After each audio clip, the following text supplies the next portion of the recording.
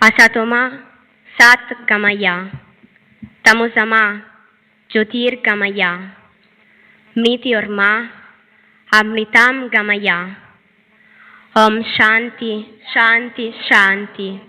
From the force, lead me to the truth. From darkness, lead me into light. From death, lead me to immortality. Om Shanti, Shanti, Shanti.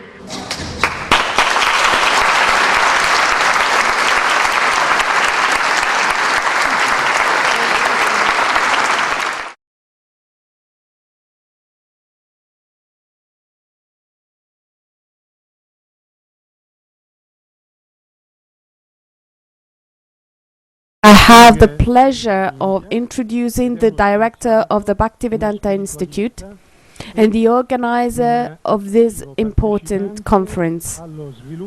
Dr. Singh comes from India and he's a scientist, he's a spiritualist and an active participant in the development of the dialogue between science, spirituality and religion. He is also a very active protagonist of the interreligious dialogue for the peace in the world. I'll open with a short prayer. Krishnaya Vasudevaya Devaki Nandanaya Cha Nanda Gopa Kumaraya Govindaya Namo Namo Om Purnamadaha Purnamidam Purnat Purnamudachyate Purnasya Purnamadaya Purnameva Avasisate. As we move on in the 21st century, the time has definitely come to re-examine more thoroughly about the science of life, its purpose and its origin. In this regard, the ancient religious and spiritual scriptures of the world have contributed this point that everything in this material world, including life, is a product of divine creation. In other words, God is the source of everything, Aham Sarvasya Prabhava, as it says in the Bhagavad Gita. This Congress is primarily aimed at introducing a serious discussion about the role of God in the scientific research of life, its nature and its origin. Many scholars today express that we need a new science or new paradigm to understand the deeper meaning of reality. In this connection, I would like to suggest that spirituality will be a major partner of this new science or of this new paradigm. This new science should be a holistic approach in the search of life. It should be objective and balanced. A one-sided approach will not be able to answer many questions in this vital field of knowledge. Both science and spirituality must be complementary to one another. Many prominent thinkers in science, as well as religious leaders from around the world, have gathered here for a very productive discussion in regard to life's origin. This Congress is probably the first or one of the first ever as humble attempt to begin a new chapter in the history of the evolution of modern science. It seems that of late, the intelligentsia of the world have become more willing to openly discuss spirituality. This is greatly a welcome development. Back when I was doing my PhD in the United States, in the early 70s, generally most scientists would mock at and dismiss any religious idea as it was considered somewhat unfashionable for a scientist to entertain such thoughts. It seems that science has reached too many dead ends in the search for life's origin, and now they are ready to consider that there may be another nature operating behind the scenes, behind the backdrop of what we can see. The deliberations of the distinguished scholars over the next 3 days will be extremely useful in this millennium for the search of the ultimate knowledge of life. We are also witnessing a convergence of Western and Eastern thought. In the tradition of Indian spirituality, life does not come from the process of evolution, but life comes from life. quoting the title of the book by Bhaktivedanta Swami Prabhupada. In the words of Jagdish Srivastava, life is arising in the soul and not in the body. Darwin has not found a mechanism for the evolution of life, but of bodies. We shouldn't be afraid to introduce in the scientific papers the concept of God. We should not be afraid. We should not be afraid of it, even if this produces controversies and difficulties. But we should try. I have introduced the concept of soul in my talk, which is also controversial. One can say mind in the scientific, and also consciousness, but not soul. So I wanted to introduce this concept, consider all the difficulties that this creates, but we need such difficulties. Anyway, what is the most important at this moment is the search for a language, for a common language, for a paradigm, for a terminology in which to understand each other. And this is not obtained by removing the old terms, because they have a lot of content which should not be lost. We could say, instead of conscience, let us say AB. This would be a success. We should use and suffer the reality contained in the terms which science will use in the future. I think that terms like God should come back in scientific discussions. My task today is to reflect a little on what science has been saying on the question of origins and how we may relate it to religious perspectives. First, we should note that there is no unanimity on the question of origins even in the world of science. Now, the Big Bang explanation of cosmogenesis is fairly well established, although there are other theories now in the making with appropriate modification. Stephen Hawking said famously, "The odds against a universe like ours emerging out of something like the Big Bang are enormous." I think that there are clearly religious implications here. During the past several decades, experimentalists have been trying to replicate the process of simulating the primordial soup subjected to early atmospheric conditions. But we are far from synthesizing anything like the DNA. It is far too complex. The blue-green algae, which is some 3.5 billion years old, has some 3.6 million base pairs. In other words, synthesizing a few organic molecules from appropriate physicochemical conditions and concluding that this is how life began would be like saying that because we find sand patterns in the dunes which resemble alphabets, that is how La Divina Commedia came to be written. Science and religion are two of the most powerful forces that drive cultural change, and we must take care to ensure that our scientific and religious enterprises remain dynamic and relevant to our current environment. If we are to push forward the boundaries in either science or religion, we need to develop an open, creative, questioning approach to the problems that confront us. Life and its origins, of course, is a very important subject. Probably it should be the most important subject for human beings. We should know what is our origin. And so I would like to congratulate the Bhaktivedanta Institute for conceiving of the importance of holding this conference. Nature consists of two kinds of objects, inanimate and animate. Inanimate entities have no consciousness. Animate entities are those with consciousness.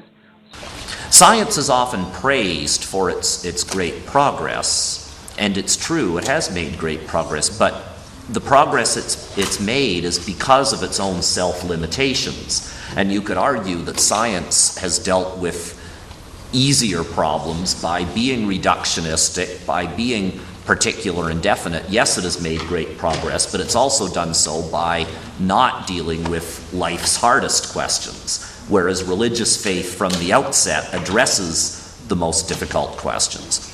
So it seems that we live in a universe fine-tuned for life. It's as though somebody hit a bullseye in picking out a universe that we could live in. And there are two ways of interpreting this. One is that there is an intelligent agent that made a choice from a set of alternatives. We call this God, or at least I would. The other possibility is that there are many similar attempts, and sooner or later you get lucky. This is called the many-universe, pause please, or the multi-universe hypothesis. So if you don't want God, one way of explaining this is that our observable universe is just one tiny fraction of bazillions of universes.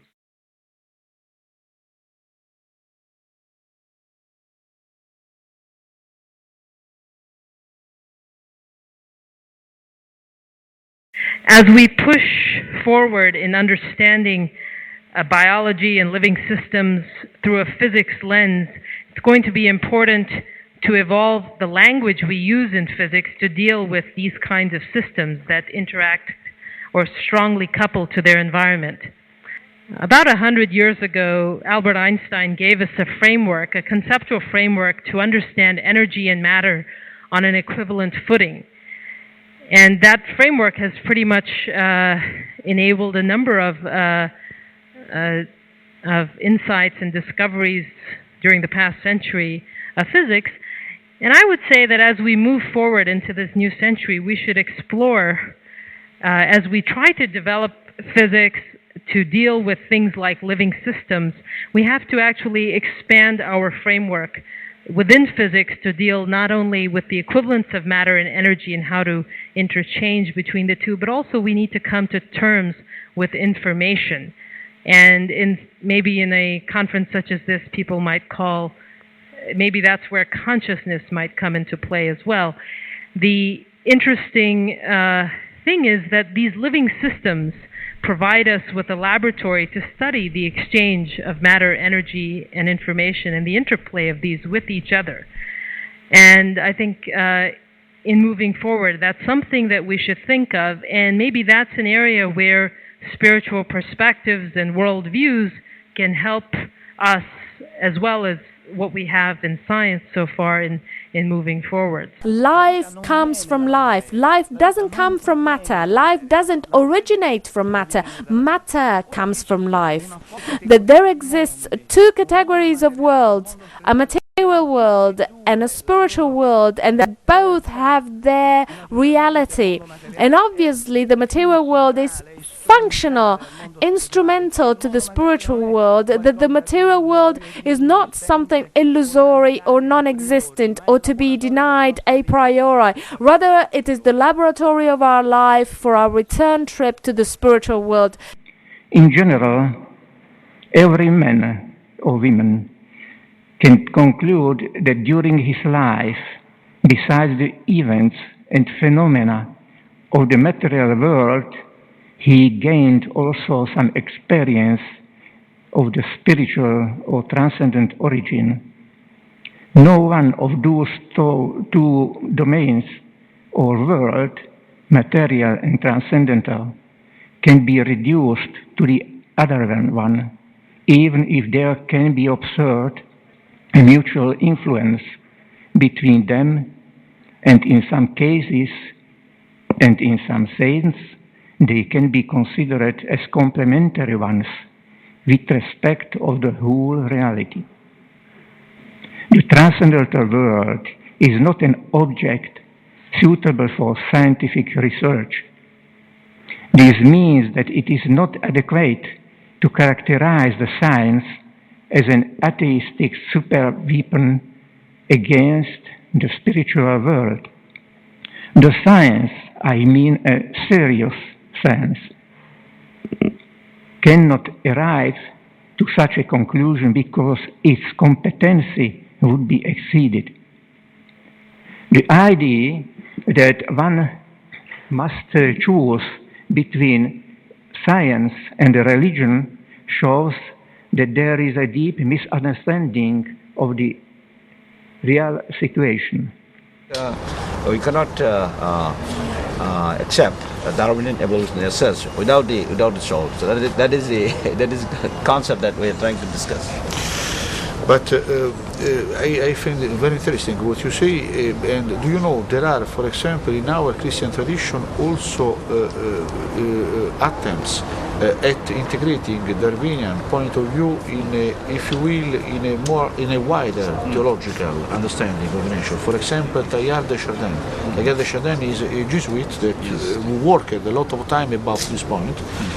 And I completely agree that there are, in my opinion, different degrees in nature of consciousness and of, if you will, spirituality. I mean, everywhere in our world there is intelligence. This is not a fact that concerns only human beings.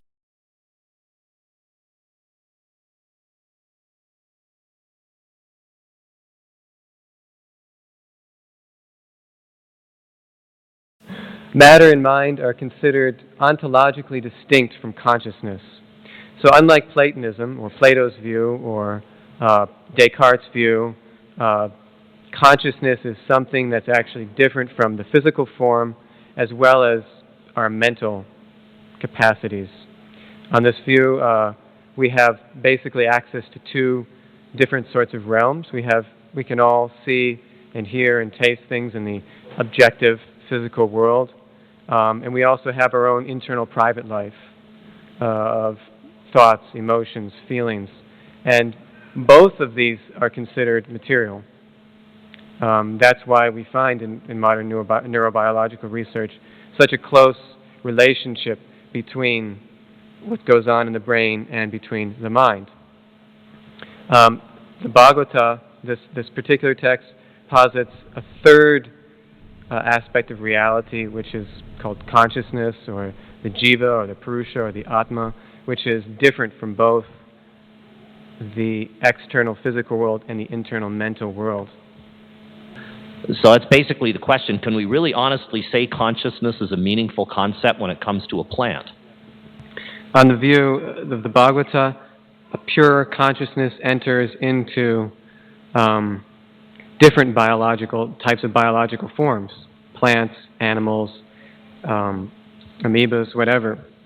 And once it enters into that particular form, once it begins identifying with that form, it's governed by the laws or the capacities and the abilities of that particular form. To return to the movie analogy, I think, you choose to go into the horror film, then you're going to get scared, hopefully. If you go into the love story, you're going to fall in love. If you go into the adventure story, you're going to feel adventure. So I think the analogy holds that when you enter a human body, you get a human experience. When you enter a plant body, when the pure self enters into a plant body, it gets a plant experience. And even here, life we observe today comes from previous life. A spontaneous generation is ruled out since Pasteur experiments back in the 19th century. And thirdly, attempts to reproduce life in vitro are unsuccessful so far, to say the least. In other words, we are far away to reproduce even a simple bacteria in the lab. Spirituality is private. Religion is public. If religions do not organize private spirituality or lose sight of it and rather go into the power business and politics, that's where the problems are. Now, scientific insight is private. Scientific knowledge is public. Scientists have found a method to translate private experience into some generally accepted body of knowledge. I think we should research the methods by which private spirituality can be translated into a body of publicly acceptable religious teachings. So, in other words, the modern science tries to be almost exclusively mechanistic. However, these mechanistic models are thus entirely dependent on our limited powers of sense perceptions. However, every honest and thoughtful person will agree that the electron, just like God, has never been seen. However, although the electron cannot be seen, its nature and existence can be understood by its symptoms. The symptoms can be inferred from the electron's influence and interactions with observable energies. In the same way, the spiritual soul, or the spiriton, we can say, cannot be seen, but its symptom consciousness can be perceived. Similarly, God can also can be experienced if we look for the symptoms of His existence. For example, beauty, truthfulness, intricate and mathematically perfect laws of nature, mysteries and mysticism, etc. Some of these are quantifiable, such as the mathematical laws, while others, like beauty, cannot be quantified or explained by rigorous scientific process. But we all know that both of these groups do exist as a part of reality. Therefore, the conclusion is that reality exists beyond the boundaries of empirical observation. Lately, meetings like this one are more and more frequent, and I would like to thank the organizers and Dr. Singh for inviting me. And in these meetings there are scientists of different cultures and representatives of different religions. Believers and laymen have a dialogue on the most important themes of modern science and of life science. Independently of what our origin is, we might never know that. Independently of whether we are fruit of chance or necessity, it's not so important knowing where we come from, but where we are going and how we are going there. Thank you. Why the free will topic is so important within this discussion? Because the free will is an element which enables the soul to develop itself. The free will enables to go right or left according to the freedom we've got. It enables to decay or to grow. So it is the free will is a tool of consciousness which enables to have this development. Darwin did not identify the consciousness, so it did not identify the free will.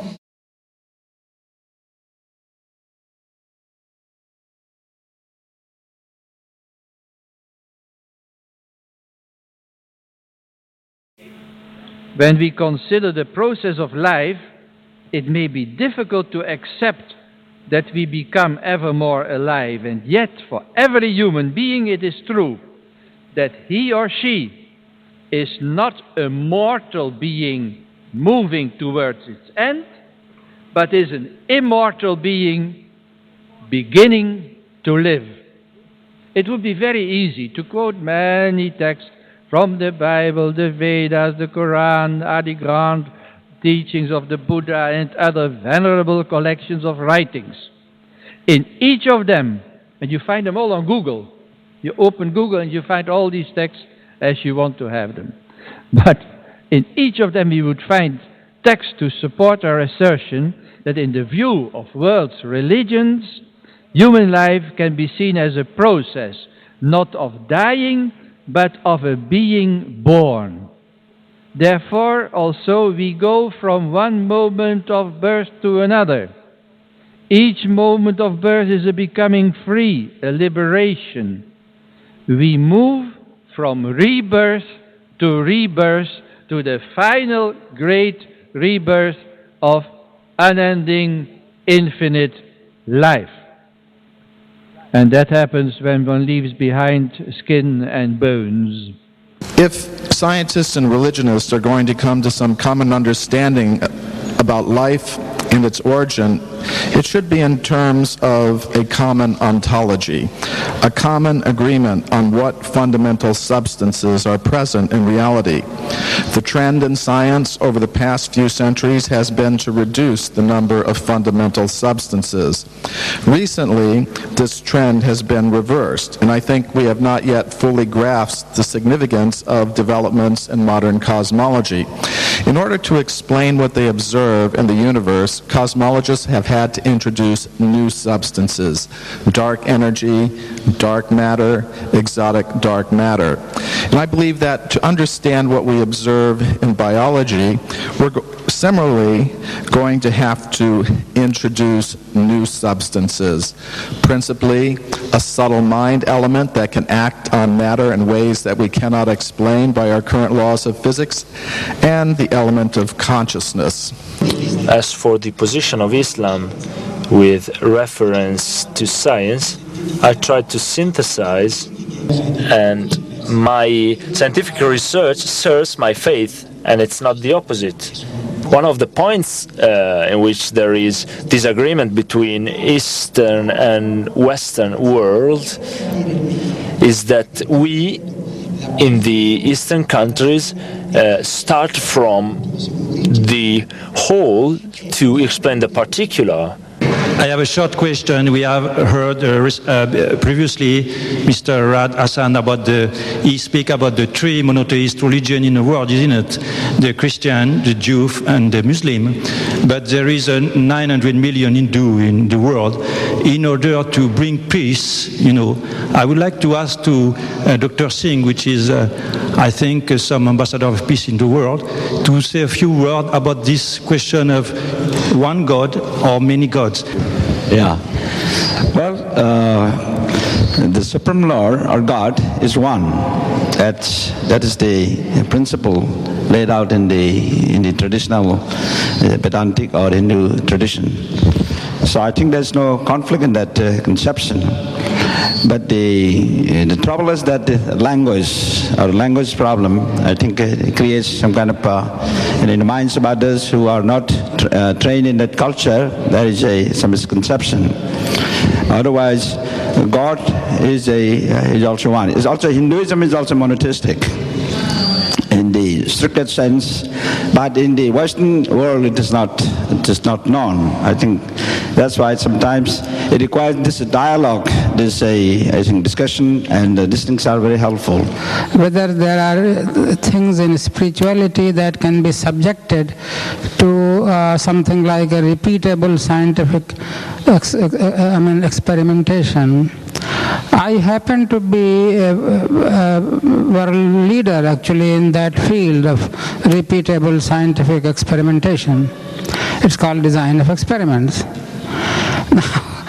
Now the thing is this, spiritual leaders from ancient times in all parts of the world have had spiritual experiences. They have spiritual teachings. If we could only divorce religion from that and see what the spiritual teachings are, then all these teachings are like repeatable experiments. Something that Jesus Christ said, if I follow it today, it will lead to certain results. Something that Krishna said, if I just follow it, it will lead to that result. You see, this is repeatable, and I have seen it repeated. There are so many saints in the world. They repeat it, and we see the results. They grow spiritually. So this is nothing new actually. All of spirituality has that basic scientific feature of being repeatable.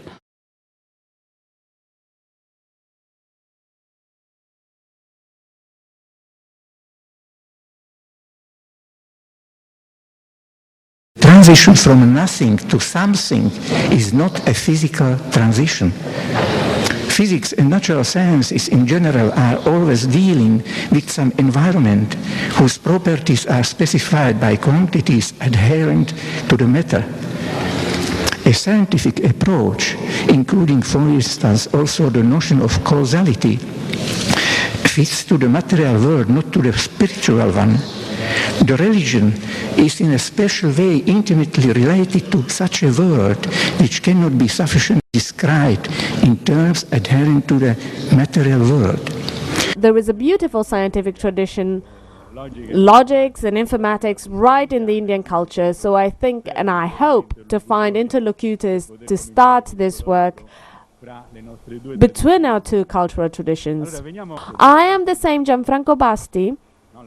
My identity is the same, both when I existed as a single cell in my mother's womb, right after my conception, when I was 4 years old and weighed 20 kilos, and now that I'm 50 and almost 100 kilos because I'm overweight, composed of many billion cells, 10 to the 17th, that is some hundreds, millions, billions cells. My name is Vittorio Marchi. I'm a professor in physics and a researcher scientifically. And this is the work that I've been carrying on for 40, 50 years, and which I'd like to carry on till the end of this experience on Earth, to extend to all people this concept. Because humanity, all of us, until we don't all touch this truth and we don't realize that we're all interconnected, all linked one to the other, this peace we're all invoking, this love, this universal love we're all invoking, will never be possible. Science cannot be a basis for atheism, because physics tells us that visible order, the order of the visible world, is based on a transcendent order. The material world is only the cortex of a deeper reality. So what does it mean for biology? Genes, DNA molecules, are lumps of matter. They are not the ultimate basis of biological order, but they are themselves actualizations of a deeper order. We will have to change the meaning of Darwinism in the same way we had to change the meaning of Newton's physics. Saint Paul, in his letter to the Romans, chapter 1, verse 20, goes back to this concept. The invisible perfections of God, just like his eternal potency and his divinity, appear clear in the created world. And he underlines that to recognize this presence of God is a sign of wisdom. In fact, our founder, Srila Bhaktivedanta Swami Prabhupada, he said that the time when the scientists and the medical doctors study about the science of God, let's say in our present civilization, then he expressed that there will be paradise on earth. There are questions in the foundations of quantum mechanics. There are people trying to develop theories of everything. Any theory of everything should have to come to grips with life and consciousness as a part of, everything. Another thing spirituality, or I would say the religious traditions, faiths could do for science is to challenge them about the limits of scientific inquiry, both in the abstract and in the practical. For example, do we really need 25% of the world's scientists to be involved in weapons development? I'm very pleased to be here at this conference. It's been a remarkable experience over the past 3 days to see how all of us from various backgrounds have embarked on a unique kind of journey to bring together some of the latest advances in modern science and bridge those with some of the most ancient types of concepts from various spiritual traditions. in an effort to try to build a better understanding of life and its origin. And this is actually a question that various fields of science are beginning to tackle itself. What is life? What's its origin? And one of the things that's been happening in science recently is that scientists have begun to appreciate that in order to answer this kind of question, we need a multidisciplinary approach. So traditional fields like biology, chemistry, physics, mathematics, and also psychology are coming together in a collaborative, multidisciplinary fashion to try to attack this question. And what's unique about this Congress is that it brings together not only that approach, but an entirely new approach, or perhaps an ancient approach, where it takes various world religions and their points of view and brings them together at a common table, for lack of a better word, of spirituality, to try to build a bridge between those two worlds to better understand this more fundamental question of life and its origin.